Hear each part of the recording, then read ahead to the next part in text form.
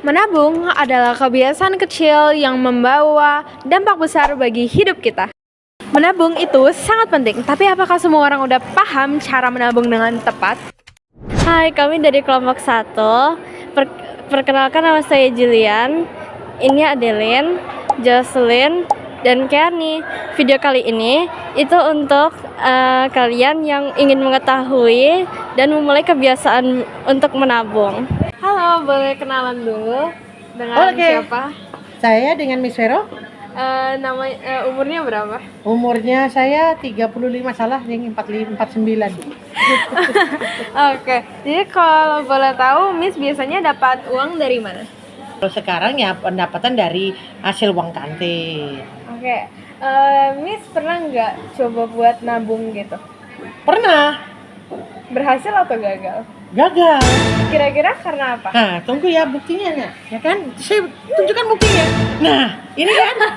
Ini nabung nih. Nah, akhirnya kesungkil. Nah, gagal kan? Ngambil. Habis. Kira-kira karena apa, Miss? Karena banyak tuntutan, banyak yang mau dibeli, banyak untuk bayar utang, banyak itu.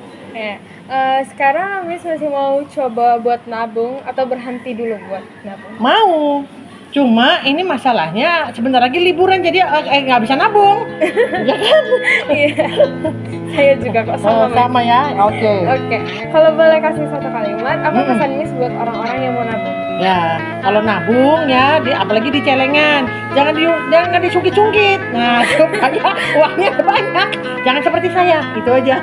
Oke, makasih, Oke, Miss. iya sama-sama. Banyak orang gagal menabung bukan karena kurang uang. Faktanya, riset kata data Insight Center 2023 bilang kalau 7 dari 10 anak muda gagal nabung. Gara-gara apa?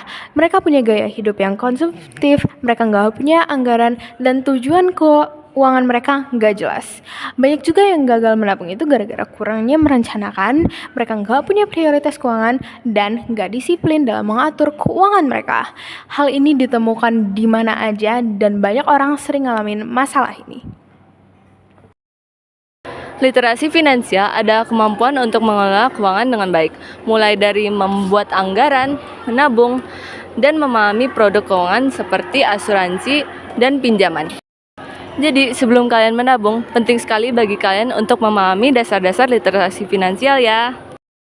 Agar menabung berjalan dengan lancar, mulailah dari hal yang sederhana seperti menentukan tujuan kamu nabung buat apa, agar ketika ngejalanin termotivasi juga. Dan juga ketika udah dapat uang, sisihkanlah di awal sebelum belanja, karena biasanya kalau nunggu sisa, biasanya nggak ada sisanya. Dan setelah itu, kita bisa juga bagi ke beberapa bagian, seperti kebutuhan, keinginan, dan tabungan. Agar keuangan terkontrol, jangan lupa catat pengeluaran kecil yang dapat bikin kita bocor halus.